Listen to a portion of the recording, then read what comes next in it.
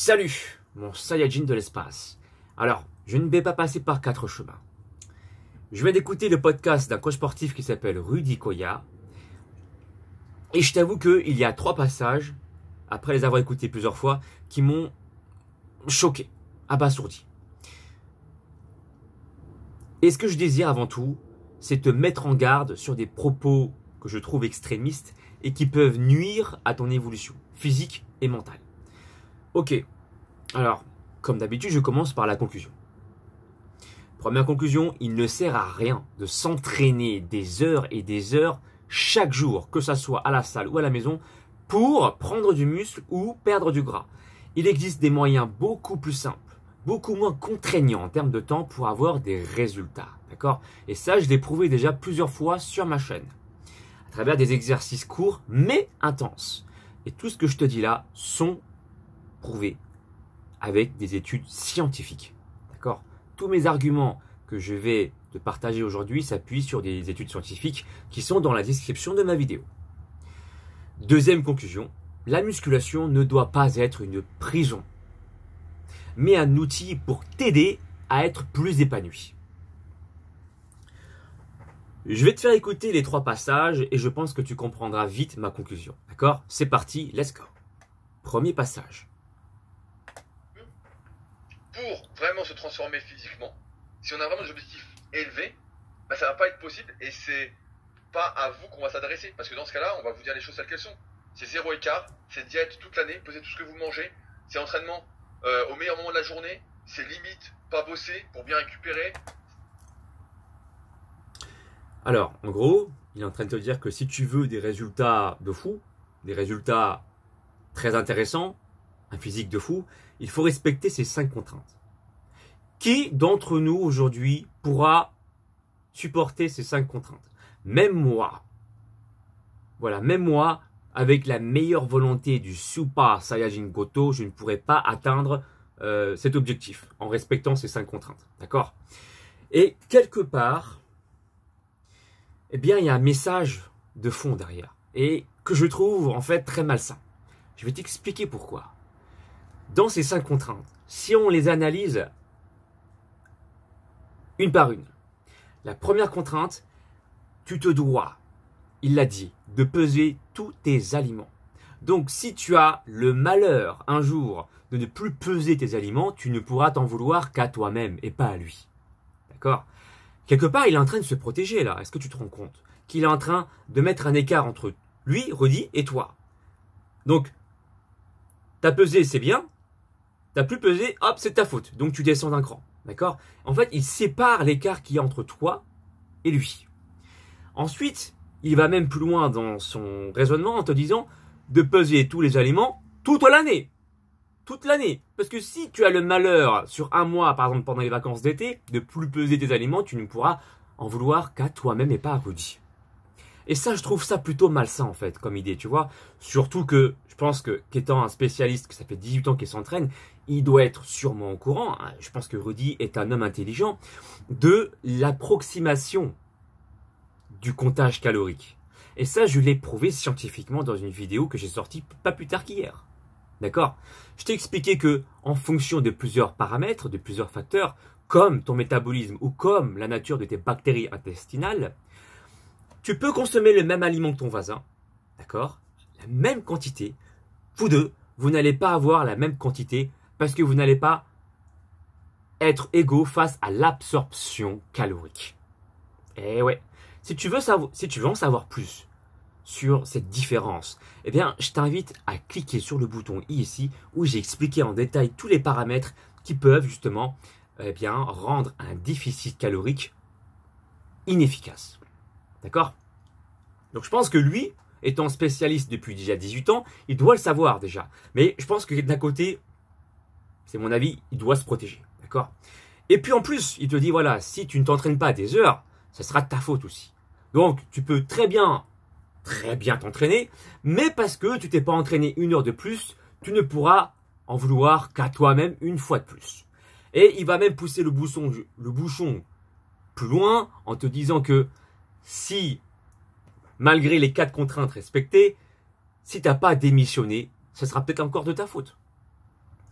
Qui, de nos jours, voudra démissionner de son boulot pour la musculation, à moins que tu sois un culturiste, à moins que tu veuilles faire la musculation ton propre métier, à moins que tu veuilles monter sur un podium. Donc clairement, je pense pas que Rudy soit stupide, il est en train de se protéger, d'accord? Et se protéger pour te dire que toi, en fait, finalement, si tu n'arrives pas à maintenir ces 5 contraintes, ça sous-entend, d'après moi, que tu es une grosse merde, et ça sous-entendrait que tu as du respect pour lui. Dans le sens où lui, il arrive à faire tout ça. Et pas toi. Donc, ce qu'il désire, c'est creuser encore l'écart entre le coach et l'élève. D'accord? Pour, quelque part, briller. Pour qu'il puisse briller. Ça, en tout cas, c'est le message de fond que je comprends. Que j'ai pu analyser. Qu'est-ce que tu en penses dans la barre des commentaires? Tu vois? Je trouve comme ça malsain. On continue? C'est comme on disait la semaine dernière. Deuxième séquence que je trouve aussi affligeante. Je ferme la fenêtre pour que tu aies un meilleur son. 19 minutes 2. Alors, je te fais écouter ça, mon Saiyajin. Aujourd'hui, j'arrive à décharner. Qui sort fait ce... Ça arrive. J'en ai parlé la semaine dernière, mais j'ai mon élève Fred. Fred, il m'écoute. Fred, il faut savoir qu'il est débutant. D'accord? Juste à titre d'information, on continue. Qui me dit, voilà, en combien de temps je vais perdre ceci? Je lui dis, écoute Fred, tu viens 3 fois par semaine, c'est bien. 3 fois 1h30, on fait un peu de cardio, etc. Je lui dis, il y en a pour un petit moment. Je lui dis, il y a des chances que ça, tu le perdes peut-être jamais. Je lui dis, ça, si tu voulais le perdre, c'est cardio tous les jours. C'est entraînement presque tous les jours en muscu aussi. C'est 0 écart. C'est-à-dire que la crêpe que tu as bouffée ce week-end, tu n'as pas le droit. Le sirop d'érable que tu as rajouté dans ta protéine, je te dénonce, tu n'as pas le droit. Tu n'as pas le droit. Et il y a des gens. Il a dit, t'as pas le droit 3 ou 4 fois. Je te dénonce. En fait, là, il est en train de... Non seulement il crée l'écart. Il crée l'écart entre son statut et le statut de son élève. Mais en plus, de là-haut, il est en train de blâmer son élève. En disant, t'es une grosse merde, en fait. Parce que t'as mis du sirop d'agave ou d'érable, je sais plus trop, dans ton pancake. Tu vois? Donc, moi, je trouve que, en tant que coach sportif, on n'est pas dans une zone militaire. Je veux dire, t'es pas le commando, tu vois. En tant que coach, on est là pour accompagner, et ça c'est mon point de vue, accompagner nos élèves. On est là pour accompagner nos clients, d'accord, pour les encourager. Et je veux dire, on n'a pas de relation particulière pour pouvoir les blâmer. T'es pas un commando, quoi. Sauf lui, j'ai l'impression que depuis le début, il a un raisonnement militaire. Il a un raisonnement extrémiste. Tu vois ce que je veux dire? Et ça peut être extrêmement dangereux parce que si toi, tu respectes pas à la lettre tout ce qu'il dit, parce qu'il n'est pas flexible du tout, il est très très rigide, tu vas pas réussir à atteindre ton objectif et tu vas t'auto-blâmer. Hey, la musculation, c'est pas une prison. C'est un outil pour que tu sois plus épanoui, mon Saiyajin. Tu comprends? Donc là, on va à l'inverse du bien-être, on va carrément dans une espèce de secte pour moi. On continue? Et c'est ça qui peut paraître fou, c'est qu'aujourd'hui, il y a des gens qui pensent que c'est pas possible en fait de résister, de pas bouffer de saloperie. Ils pensent que c'est... tout le monde bouffe des bonbons, tout le monde bouffe des gâteaux, tout le monde fait ce... Non, il y a des gens qui bouffent pas. Moi, je me souviens, j'ai déjà été à des mariages où j'ai rien bouffé. J'ai rien mangé, quoi. Il y avait le truc, on était à table, et je laissais l'assiette telle quelle. Parce que j'étais motivé, je voulais mon truc, etc. Et donc, qu'est-ce que tu en penses de sa réaction?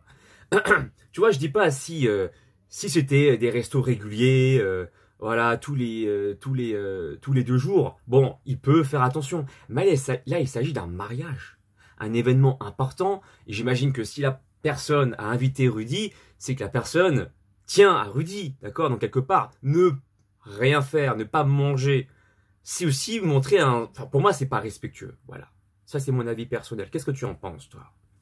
Et c'est pas parce que tu manges un repas comme ça, ce qu'on peut appeler aussi un cheat meal ou un écart, que ça va changer grand-chose. Et encore une fois, je tiens à préciser que le mot, là, écart, c'est inventé par qui, ça?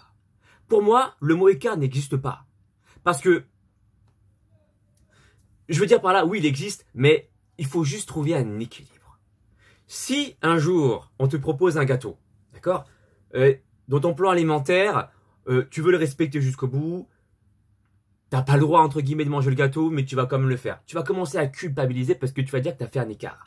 La vérité, c'est que cet écart peut être compensé très facilement. Et donc, c'est plus un écart. Comment? Tu manges un gâteau, tu réfléchis à ce qu'il y a dedans. Voilà. Est-ce que c'est riche en lipides? Est-ce que c'est riche en protéines? Est-ce que c'est riche en sucre?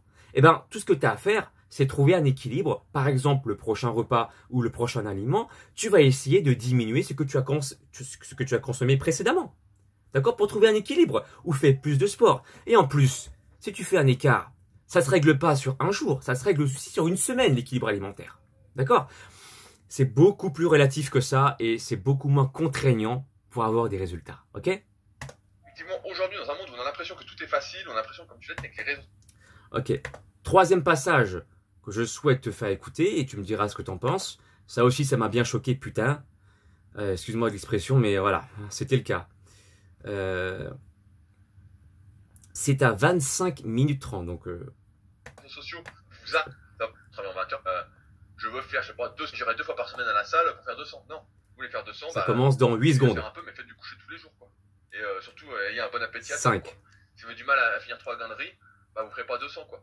C'est pour ça, des fois, je vois aussi des trucs comme ça sur l'alimentation. Des gens qui me disent, ah mais j'ai pas faim, j'ai pas réussi à finir mon assiette. Ou, ah j'ai trop faim, je suis au régime, j'ai trop faim, j'ai mangé. J'ai mangé, je sais pas, 2 fruits pour me caler.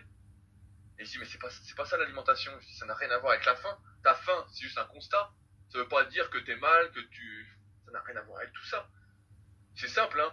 Moi, j'ai appris l'alimentation dans les DVD de culturistes professionnels que j'ai toujours chez moi, que j'ai acheté au début des années 2000. Les mecs, ils ont la diète sur le frigo. Très simple. Et ils suivent la diète. Il n'y a rien d'autre. Et moi, c'est pareil.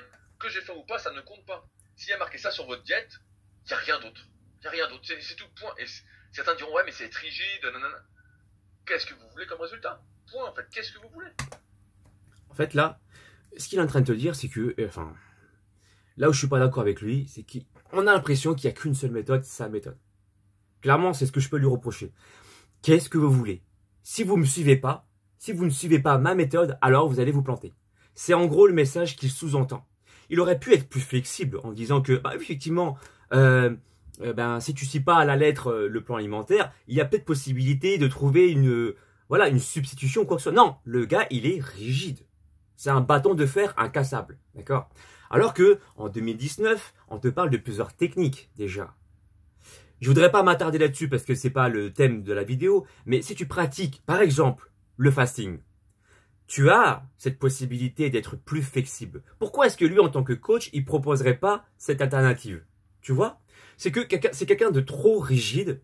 Et ce que je trouve, après, qu'il ait sa propre méthode, c'est lui, d'accord? Il fait ce qu'il veut. Mais je trouve que dans sa globalité, le message est malsain. Et que son but, j'ai l'impression, c'est pas de faire de toi, finalement, un mec musclé ou en forme, c'est de faire de toi un soldat, en fait. Voilà, ça marche si tu veux faire de ton métier le culturisme, d'accord? Mais là, je pense que pour monsieur et madame tout le monde, il y a carrément mieux. Et personne ne souhaite en soi démissionner pour avoir le physique de ses rêves. Ok? Et si tu le fais pas, t'as une grosse merde en gros. C'est le message qui t'envoie sous-entendu. Alors, voilà, donc je voulais te partager un petit peu mon point de vue là-dessus. Encore une fois, je tiens à le préciser, hein, c'est pas dans ma nature. Moi, je suis pas là pour dénigrer le travail des autres, mais là, je trouve que quand même, il y a un niveau. Il y a des propos qui sont extrémistes, et pour ceux qui souhaitent commencer la musculation, ou ceux qui sont déjà en train de commencer la musculation, et qui, voilà, se sont fait plaisir l'été, ou peu importe, lui, il risque de vous faire culpabiliser. C'est pas l'objectif. Il faut que vous vous sentiez bien dans votre peau, d'accord? Et que vous assumiez vos éventuels cheat meals. Le plus important, c'est de trouver votre équilibre. Si vous ne l'avez pas encore trouvé, vous avez encore le temps de le faire. D'accord? Pas la peine de vous auto-blâmer pour vous dire que vous êtes de la merde. Parce que là, vous n'allez pas avancer comme ça. Ramassons de l'énergie positive. En gros, c'est ça le message.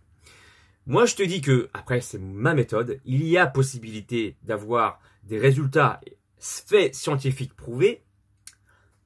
Des obèses se sont entraînés en faisant du HIIT 4 à 5 fois, pas plus, dans la semaine. Et sur 12 semaines, ils ont réussi à perdre du gras et à se muscler. Étude scientifique dans la description de ma vidéo. Alors là, Alors que là, il dit que voilà, il faut s'entraîner plusieurs heures, faire du cardio et de la muscu le même jour, attention. Et si tu fais pas ça, tu ne peux t'en vouloir qu'à toi-même. Voilà. Ouais, on peut dire que c'est un coup de gueule.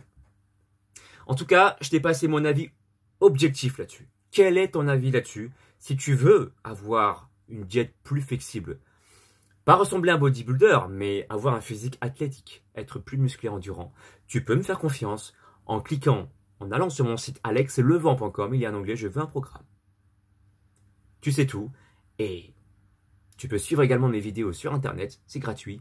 Abonne-toi sur ma chaîne Alex Levent et clique aussi sur la cloche de notification pour ne louper aucune vidéo. Peace and soy. Peace and soy. Bye bye.